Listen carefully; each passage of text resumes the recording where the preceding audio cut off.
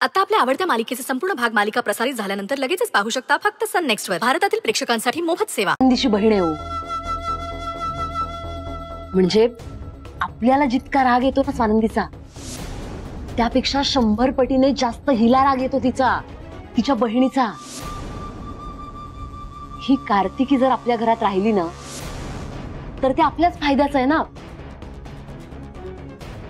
म्हणजे स्वानंदीला जर काही त्रास द्यायचा असेल तर आपल्यालाही मदत करेल.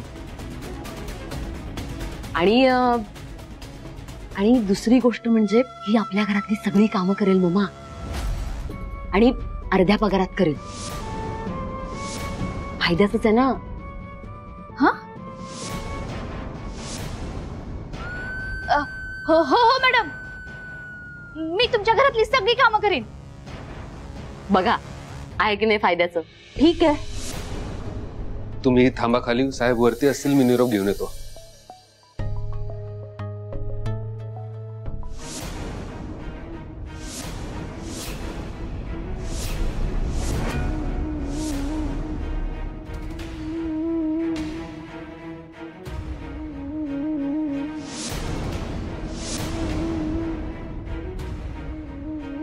स्वानंदी, अगं थांब.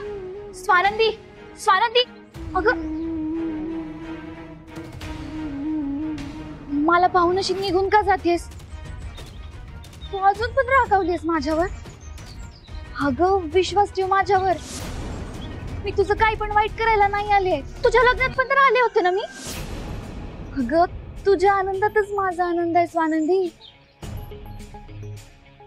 विश्वास ठेव माझ्यावर. अगं माझ्याकडे कामच नाहीये बघ.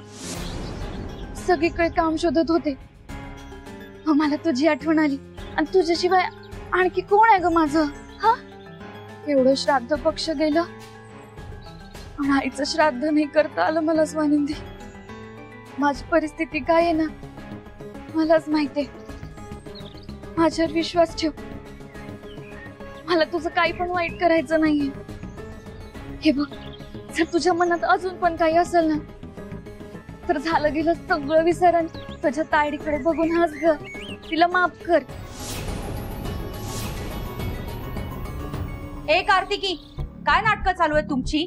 हा, तुमचे माफीनामे ना तुमच्याचकडे ठेवा. इथे काम करायला आलीयस ना, मग काम कर. हिच्या मागे मागे काय नाचतेस?